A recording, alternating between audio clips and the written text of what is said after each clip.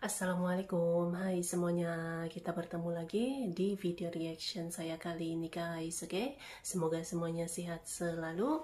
Nah, kali ini saya mau tengok video tentang ini ya, kehebatan pasukan rakyat Indonesia di zaman penjajahan ya. Jadi memang sangat hebat gitu ya, dengan hanya menggunakan bambu gitu ya sebagai senjatanya. Luar biasa kan perjuangan orang-orang zaman dahulu gitu kan untuk mendapatkan kemerdekaan ini, oke? So, jangan lama-lama lagi, mari sama tengok video ini. Let's go.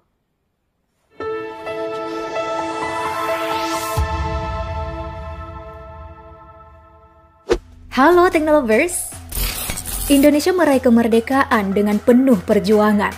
Kepahitan masa lampau jadi story tersendiri bagi masyarakat Indonesia hingga kini. Belanda jadi negara paling lama menjajah Indonesia, sehingga segala kekayaan alam Nusantara direbutnya. Sayangnya kala itu Indonesia masih terbagi dari banyaknya kerajaan di berbagai pulau, dan akhirnya mereka perlahan mulai bergerak melakukan perlawanan, meski hanya berbekal senjata tradisional. Pasukan khusus pun dibentuk untuk mengambil alih semua yang dikuasai para penjajah. Seberapa hebatkah mereka? Nah, berikut ini aku akan membahas beberapa ketangguhan pasukan rakyat di zaman penjajahan. Tapi sebelum lanjut, pastikan dulu kamu telah klik tombol subscribe dan nyalakan lonceng notifikasi untuk selalu update informasi terbaru dari teknologi populer. Pasukan bambu runcing cukup familiar di telinga kita. Pasukan ini terdiri dari kumpulan masyarakat Indonesia yang berani menghadapi serangan pasukan Belanda, Netherlands Indian Civil Administration, sekitar tahun 1945. Sesuai namanya, pasukan ini mengandalkan senjata berupa satu batang bambu yang ujungnya dibuat meruncing. Nah, anggota yang tergabung dalam pasukan bambu runcing, mulai dari BKR, TKR, ex-prajurit peta, serta barisan pelopor dan rakyat biasa tentunya. Mereka bersatu melawan agresi penjajah dan menyebarkan segala informasi ke seluruh pelosok Indonesia agar diketahui masyarakat dan barisan pasukan-pasukan lain yang juga melakukan perlawanan mengusir penjajah dari bumi pertiwi.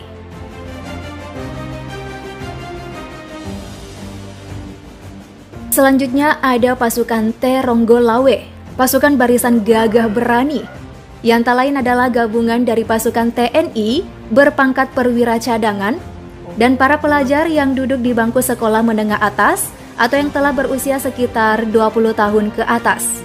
Huruf T dari nama pasukan ini memiliki artian cadangan karena pasukan ini berdiri sebagai pasukan cadangan jika diperlukan saat pasukan inti sedang terdesak atau tidak berada di tempat. Pasukan bertugas untuk menyusup ke daerah musuh atau jadi mata-mata hingga melatih rakyat dalam menggunakan senjata.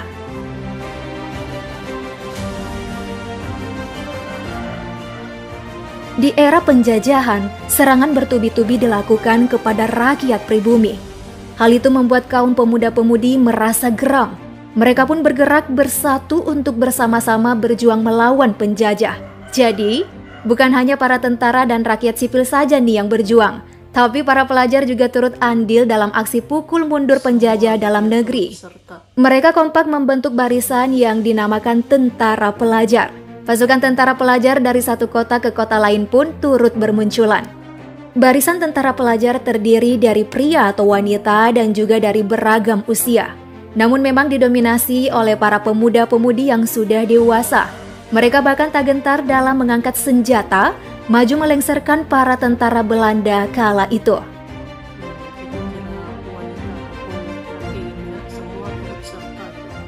Mengusir penjajah yang lama menguasai bumi pertiwi bukanlah hal mudah. Mulai dari era Belanda sampai Jepang, semuanya ingin mengambil alih seluruh wilayah Indonesia, tak terkecuali di daerah pelosok sekalipun. Pergerakan untuk melawan para perampas sumber daya itu mulai bermunculan, salah satunya yang dilakukan oleh orang-orang di Kalimantan. Pulau Kalimantan pernah menjadi medan perang melawan penjajah. Peristiwa ini pun dikenal dengan nama perlawanan rakyat Kalimantan terhadap Belanda dan kemudian Jepang. Pulau ini dahulu dikenal dengan sebutan Borneo. Di Pulau Kalimantan dulunya pernah ada satu pasukan yang cukup ditakuti bernama Pasukan Hantu. Anggotanya berisikan prajurit Dayak yang sudah berpengalaman dalam berperang dan menguasai medan. Mereka hanya berbekal senjata tradisional mampu melumpuhkan puluhan lawan dan kemungkinan ratusan penjajah yang masuk ke wilayah mereka.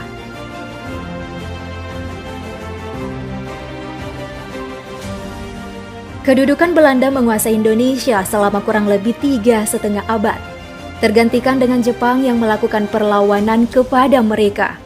3,5 tahun Jepang menjajah tanah air dan memperlakukan pribumi sangat tidak manusiawi.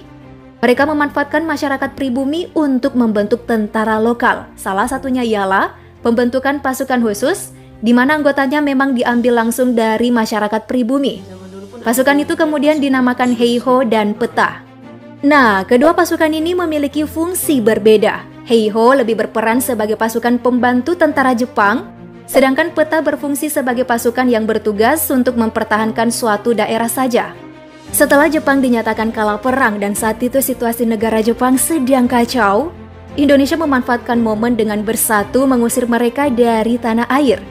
Iya, semangat dan ilmu berperang dari Dai Nippon lalu digunakan oleh para ex-tentara buatan mereka untuk melawan agresi sekutu yang punya kerjasama dengan Belanda.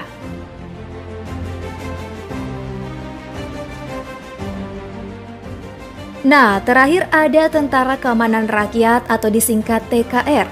Ini nih angkatan perang pertama yang ada di Indonesia sebelum jadi TNI saat ini. TKR dibentuk oleh pemerintah setelah kemerdekaan dan menjadi pemberharuan dari Badan Keamanan Rakyat BKR bentukan Presiden Soekarno. TKR memiliki fungsi untuk menjaga kestabilan situasi di Indonesia pasca proklamasi dari segala sesuatu yang tidak aman dan nyaman bagi seluruh rakyat Indonesia. Nah, TKR ini terbagi lagi jadi 3 bagian, yaitu TKR Darat, TKR Laut, dan TKR Jawatan Penerbangan, sebagai pasukan untuk menjaga keamanan dan melawan kembalinya Belanda ke Indonesia setelah berhasil meraih kemerdekaan. Hingga kini telah ada beberapa jenis pasukan yang ada di Indonesia dan dibagi menurut fungsinya. Sebut saja TNI Angkatan Darat, TNI Angkatan Udara, TNI Angkatan Laut, dan Polisi. Keempatnya pun memiliki pasukan elit yang akan mengerjakan tugas khusus dan rahasia.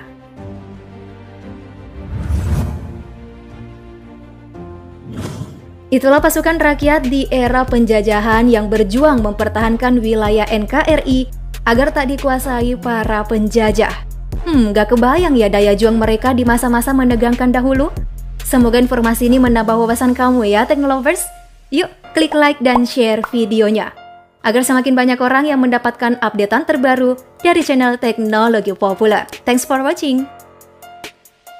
Jadi inilah dia gitu kan, perjuangan hebat orang-orang zaman terdahulu, rakyat zaman terdahulu gitu kan, dalam mendapatkan kemerdekaan. Walaupun itu senjatanya gitu ya, yang masih menggunakan senjata tradisional, tapi mampu untuk mengalahkan gitu kan penjajah yang memiliki senjata modern sudah gitu ya. Pasukan rakyat Indonesia berhasil mengalahkan para penjajah ini gitu. Itu yang luar biasa sekali gitu. Dan juga sudah pasti persatuannya juga gitu kan, pemuda-pemudinya, tidak kira laki-laki ataupun wanita pun turun dan ikut serta gitu kan, untuk berjuang bersama-sama dengan strateginya ada gitu ya. Hebat dan memang respect ya. So, terima kasih banyak sebab kamu sudah menonton video ini. Jangan lupa untuk subscribe, like, komen, dan juga share ya.